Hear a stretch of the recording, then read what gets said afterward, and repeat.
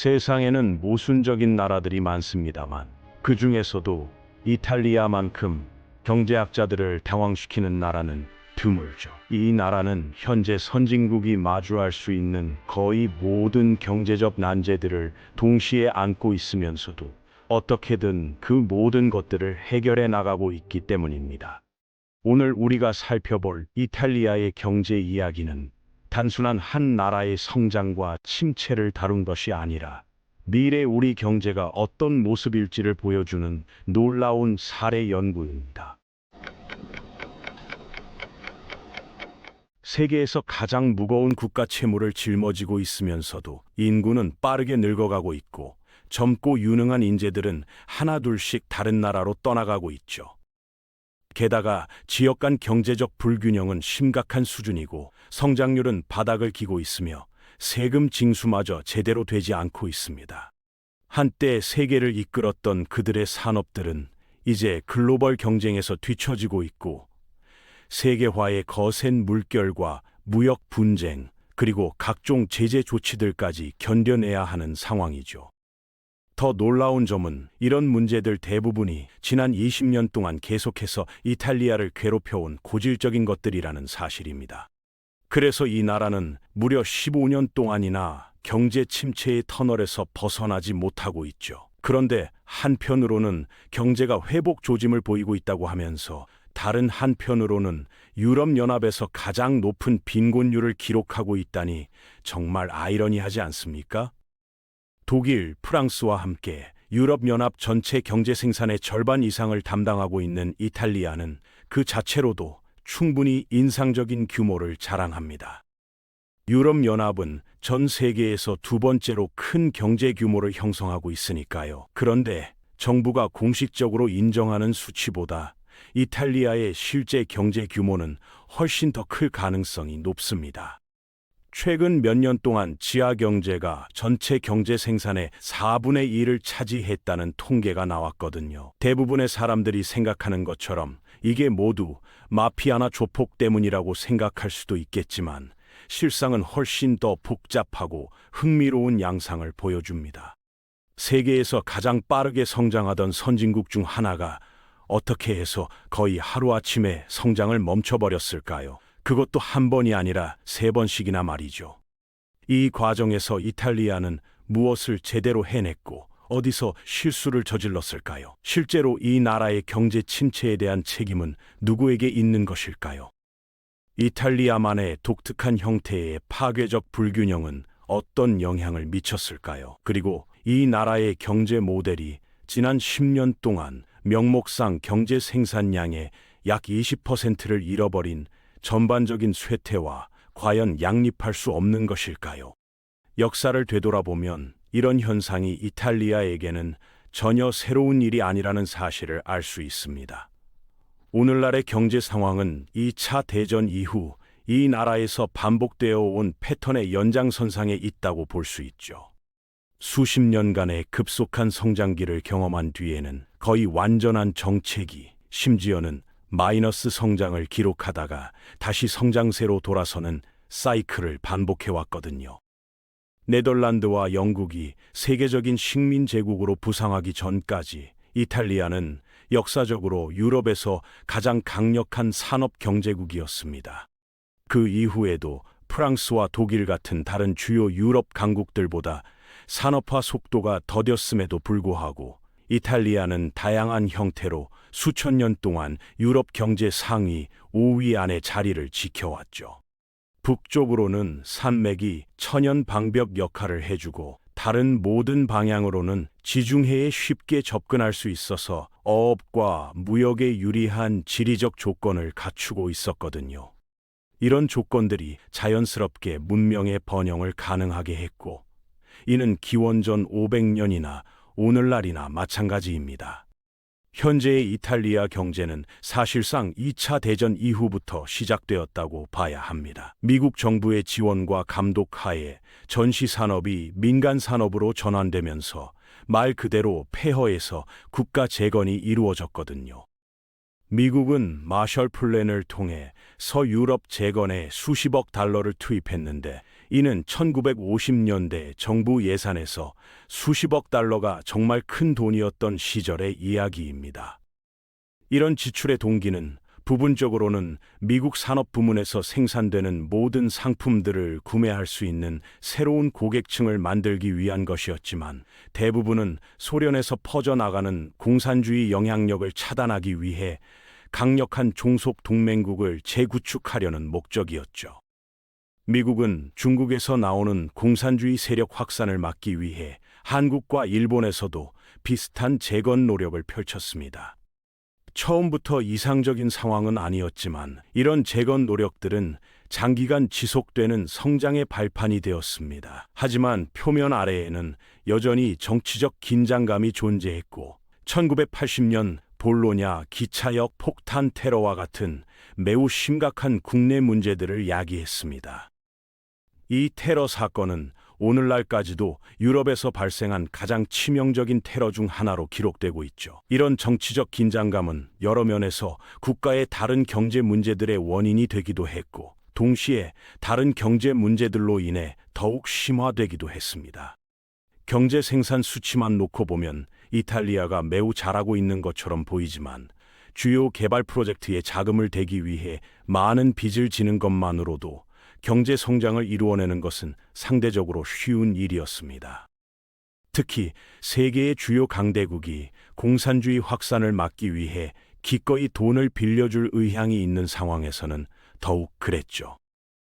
진짜 과제는 그런 발전 성과를 받아들여서 국내 경제와 수출 시장에 지속 가능한 가치를 창출하는 데 활용하는 것이었는데, 이탈리아는 이 부분에서 고전을 면치 못했습니다. 건설과 재건 노력이 둔화되거나 더 이상 자금 지원을 받을 수 없게 되자 이탈리아 경제는 최초의 현대적 장기 침체에 빠져들었습니다. 다만 이 첫 번째 침체기는 실제로는 약 6년 정도만 지속되었죠. 이 기간 동안 이탈리아 정부는 대량 실업, 막대한 부채 부담, 높은 물가 상승률, 그리고 신생 산업이 크게 의존하게 된 화석 연료의 에너지 비용 급등과 같은 외부적 문제들에 동시에 대처해야 했습니다.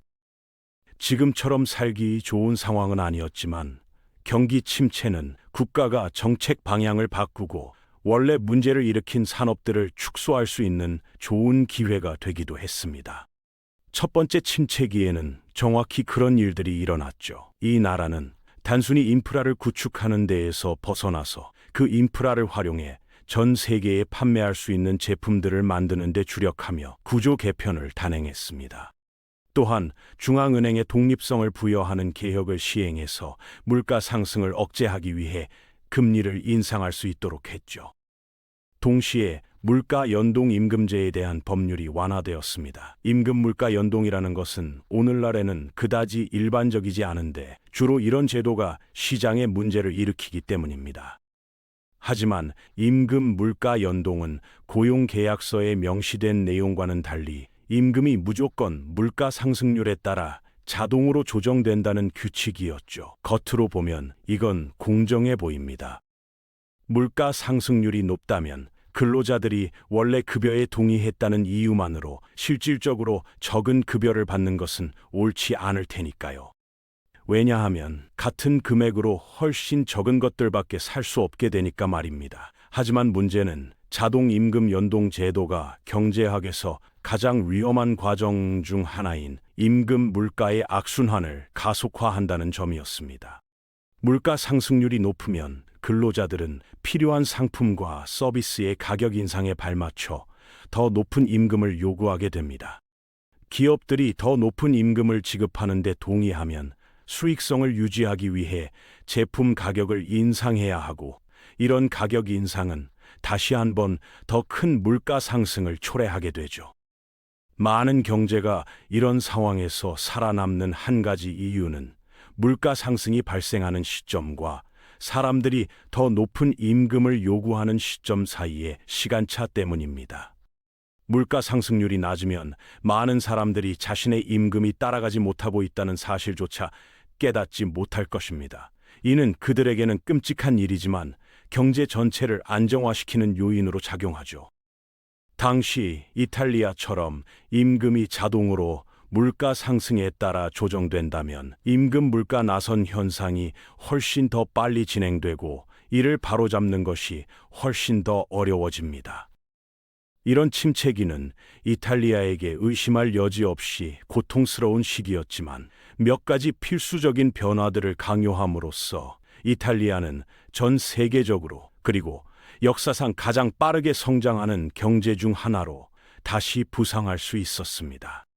1985년에서 1992년까지 단 7년 만에 이탈리아는 수출 주도의 산업 붐을 타고 경제 생산량을 3배나 늘려냈습니다. 이 나라는 경제 수치만으로는 알 수 없지만 이런 면에서 큰 장점을 가지고 있었습니다. 해외 고객들은 이탈리아산 제품의 프리미엄 가격을 기꺼이 지불했거든요. 이탈리아는 고속 자동차부터 고급 핸드백, 심지어 올리브 오일까지 모든 것을 생산하는 데 있어 고품질의 장인 정신과 기술력으로 명성이 높았고 지금도 그렇습니다. 수출 상품에 메이드 인 이탈리아 라벨이 붙어 있으면 해당 상품의 가격은 세계 대부분 국가의 경쟁 상품보다 높을 수 있지만 많은 소비자들은 여전히 그 프리미엄 가격을 지불할 의향이 있었죠. 일부 국가들은 세계 시장에 가장 저렴하고 경쟁력 있는 상품을 공급하기 위해 가능한 모든 기회를 활용해 수많은 국제 경쟁 업체들을 압도하기 위해 극단적인 조치를 취해야 합니다. 이탈리아가 자국 내에서 물건을 생산하는 것만으로도 그 이상의 가치를 더할 수 있다는 사실은 전 세계에서 소수의 다른 나라들만이 누릴 수 있는 엄청난 장점이었죠. 불행히도 이런 좋은 시절들은 영원히 지속되지 못했습니다. 급속한 성장으로 인해 이탈리아 경제에 다시 한번 근본적인 문제들이 발생했기 때문이죠. 정부와 국민 모두가 미래의 더 큰 성장에 베팅하기 위해 무책임하게 돈을 빌리기 시작하면서 부채가 다시 늘어나기 시작했습니다. 이 나라는 또한 세금 회피 문제도 겪고 있었습니다. 이탈리아 수출 기적의 중추를 이루는 소규모 산업체들은 세금을 내기 어렵기로 악명이 높았고 정부의 허술한 감독과 제대로 계획되지 않은 탈법 행위를 이용해 세금을 거의 내지 않거나 전혀 내지 않는 것이 거의 국민적 오락거리가 되어버렸죠. 전반적으로 의도적이든 아니든 간에 부채를 통해 지출을 늘리는 한편 세금과 정부 규제를 줄이는 것은 전형적인 확장적 경제 정책이었습니다. 정부가 반드시 의도하지 않았더라도 이런 정책들이 아마도 나라가 1980년대에 빠져 있던 침체에서 벗어나기 위해 필요한 일들이었을 것입니다. 규제 강화, 부채 감소, 세금 인상은 모두 경제에서 돈을 빼내는 데 도움이 되며 비록 그것이 옳은 일이라 할지라도 여전히 경제 성장에 제동을 걸 수 있었습니다. 1990년대 후반까지 이탈리아 경제는 다시 10년 가까이 침체기를 겪었죠. 다행히도 이탈리아는 1999년 유로 도입과 함께 다시 성장을 시작할 수 있는 황금의 기회를 얻었습니다. 짧은 침체기를 거친 후 이 나라는 10년도 채 되지 않아 경제 생산량을 2배 이상 늘리는 등 꾸준히 성장해 왔으며 다시 한번 세계에서 가장 빠르게 성장하는 선진 경제권 중 하나가 되었습니다. 유로존 가입으로 외국인 투자, 외국인 근로자, 해당 상품의 외국인 구매자를 유치하기가 더 쉬워졌죠.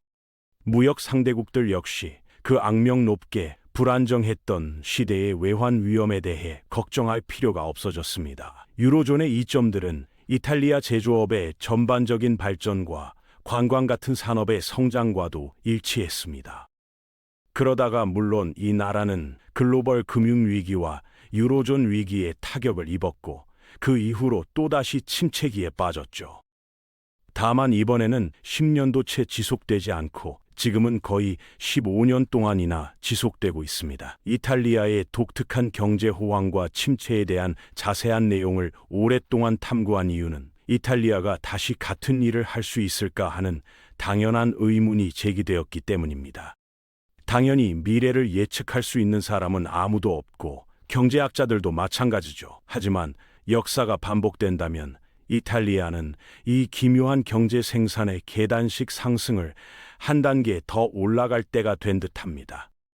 물론 안타깝게도 그렇게 간단한 일은 아니며 이탈리아의 상징적인 반전을 어렵게 만드는 오래된 역사적 과제들과 결합된 다양한 새로운 과제들이 있습니다. 가장 큰 문제는 인구 고령화입니다. 이탈리아는 세계에서 가장 고령화된 인구를 보유한 나라들 중 하나이며 많은 노동력이 은퇴를 앞두고 있죠. 출산율이 낮다는 사실을 제외하면 이는 그 자체로는 문제가 되지 않을 것입니다. 즉, 일자리를 떠나는 사람들을 대체하기 위해 젊은이들이 직장에 나오지 않고 있으며 결국에는 불행하게도 이를 좋은 말로 표현할 수는 없지만 자원 낭비의 원인이 될 것입니다. 이탈리아는 젊은 졸업생들이 자신의 기술에 대한 대가로 더 많은 돈을 벌 수 있는 다른 나라들로 이주하는 비율이 가장 높은 나라들 중 하나라는 사실 때문에 이 문제는 더욱 심화되었습니다. 독일, 프랑스, 네덜란드, 심지어 룩셈부르크 같은 나라에서 일하고자 하는 이탈리아 학생들은 유럽연합이 회원국 내 어디에서나 일할 수 있도록 허용하는 정책 덕분에 비자를 신청할 필요조차 없습니다. 임금을 인상하면 숙련된 젊은 이탈리아 인력의 유출을 막는 데 도움이 될 수 있지만 이탈리아 산업은 생산성이 떨어지면서 더 이상 유럽의 주요 경쟁국들과 경쟁할 여유가 없어졌습니다. 이탈리아 기업의 평균 규모는 다른 선진 유럽 경제권의 기업 평균 규모에 비해 상당히 작습니다. 이탈리아는 평균적으로 기업당 근로자가 3.6명인 반면 서유럽의 평균은 15명으로 효과적으로 기업당 근로자 수가 4배나 많죠. 산업화된 경제에서는 규모가 중요하며 대기업일수록 더 전문화되고 부가가치가 높은 품목들을 생산할 수 있습니다. 대부분의 고도로 발달된 산업에서 추가 인력을 투입하는 데 따른 한계적 이점은 긍정적입니다. 왜냐하면 이를 통해 사업체의 근로자들은 생산의 한 측면에 집중하여 그 일을 정말 잘 수행할 수 있기 때문이죠. 자동차는 이탈리아의 가장 큰 산업들 중 하나이며 사람들이 이탈리아 제조업을 생각할 때 가장 먼저 떠올리는 산업이기 때문에 좋은 사례가 됩니다. 자동차를 처음부터 만드는 직원이 1명씩 있는 회사 10개가 생산하는 자동차의 양은 자동차 조립의 특정 부분에만 집중하는 직원이 10명인 회사 1개가 생산하는 자동차의 양보다 적습니다. 1명의 직원이 엔진만 만들면 그 일을 정말 잘할 수 있거든요. 직원이 10명인 회사는 해당 근로자를 위한 도구에 10배 더 많은 비용을 지출할 수 있습니다. 각 직원에게 드는 비용은 정확히 동일하지만 도구를 더욱 특수화할 수 있다는 의미죠. 엔진만 만드는 작업자는 엔진 작업에만 사용되는 도구만 제공받을 수 있지만 자동차 전체를 만들어야 하는 작업자는 자동차 제작에 필요한 모든 것에 도구 예산을 분산해야 하므로 전문성이 떨어지고 궁극적으로 효율성이 떨어집니다. 자동차를 만드는 도구는 하나의 예시일 뿐이지만 이탈리아 회사들이 실제로 투자하지 못한 것은 바로 기술입니다. 컴퓨터와 관련 기술 덕분에 한 근로자가 하루에 생산할 수 있는 경제적 가치가 엄청나게 증가했거든요. 이에 대한 전형적인 예로 엑셀 같은 기본적인 도구를 갖춘 회계사 1명이 주판을 사용하는 회계사 10명이 작성한 것과 같은 양의 재무 보고서를 작성할 수 있다는 것입니다. 이탈리아의 중소기업들은 기술 도입 측면에서 유럽의 다른 지역보다 뒤처졌으며 서유럽 자체도 미국과 아시아의 많은 경제권보다 뒤처져 있습니다. 산업에 대한 투자를 보다 효율적으로 만드는 것 외에도 기술은 그 자체로 거대한 산업이 되었으며 전 세계 대기업의 대부분은 기술 기업들이죠. 물론 어떤 면에서는 이탈리아가 이런 간의 수공업으로부터 이익을 얻기도 합니다. 왜냐하면 이를 통해 이탈리아는 사치품을 생산할 때 양보다는 질에 중점을 두는 기업이라는 평판을 유지하는 데 도움이 되기 때문이죠. 하지만 영국, 프랑스, 독일 같은 국가들은 실제로 규모에 대한 타협을 하지 않고도 동일한 목표를 달성했습니다. 독일의 메르세데스는 이탈리아의 피아트와 비슷한 수의 근로자를 고용하지만 메르세데스는 경제형 자동차보다 훨씬 더 고급이며 수출 마진도 훨씬 높죠. 많은 수의 소규모 기업은 소수의 대규모 기업보다 세금을 부과하기가 더 어렵습니다. 이는 이탈리아 경제가 겪고 있는 또 다른 문제를 보여주는 것이죠. 이탈리아의 지하 경제는 선진국에 비해 규모가 매우 크며 명성에도 불구하고 그 대부분은 조직 범죄 덕분이 아니라 규제를 피하고 세금을 회피하기 위해 회색 시장에서 운영되는 비공식적인 사업체들 때문입니다. 과거에는 국가 경제의 25%가 지하 경제 산업으로 구성되었습니다. 그 수치는 오늘날 12%에 가까워 개선된 것이지만 여전히 매우 나쁜 수준이며 국가의 잠재적 세수입을 감소시킬 뿐만 아니라 사회 문제를 악화시키고 있습니다. 비공식 경제가 이렇게 큰 규모로 유지되는 이유 중 하나는 사람들이 선택할 수 있는 다른 선택지가 많지 않기 때문입니다. 이탈리아는 선진 경제 국가이지만 유럽 전체에서 가장 높은 빈곤율을 보이는 나라들 중 하나이며 특히 남부 지방이 심각한데 북부 지방은 앞서 살펴본 바와 같이 여전히 어려움을 겪고 있습니다. 불행히도 오늘날 이탈리아는 높은 실업률, 침체된 경제 생산, 고령화 사회, 경쟁력 없는 산업, 낮은 세수입, 높은 부채에 대한 이자 지급의 증가라는 문제에 직면해 있으며 과거 자국 통화에 대해 가졌던 통제력도 약화되었습니다. 정부가 세금을 인상하고 지출을 줄여 부채 부담을 줄이려고 한다면 이미 어려움을 겪고 있는 지역 산업이 붕괴될 것입니다. 더 많이 빌리면 파산할 위험이 있고 아무것도 하지 않으면 상황은 더 악화될 가능성이 큽니다. 경제학은 물론 대부분의 과학 분야에서도 우리는 이상적인 미래로 나아가고 있다는 가정이 있습니다. 지난 2세기 동안 정확히 그런 일이 일어났기 때문이죠. 오늘날의 세계는 산업혁명이 시작되었을 때보다 수천 배나 더 부유해졌지만 이는 예외적인 일이고 일반적인 현상은 아닙니다. 이탈리아는 점점 더 경쟁이 치열해지는 세계 경제에서 경쟁하기가 점점 더 어려워지는 수많은 선진국들 중 하나일 뿐입니다. 그리고 우리가 살아있는 기억 내내 성장을 누렸다고 해서 앞으로도 계속 성장할 것이라는 보장은 없습니다. 하지만 이런 비관적인 시각에도 불구하고 이탈리아가 과거에 보여준 회복력과 혁신 능력은 여전히 주목할 만합니다.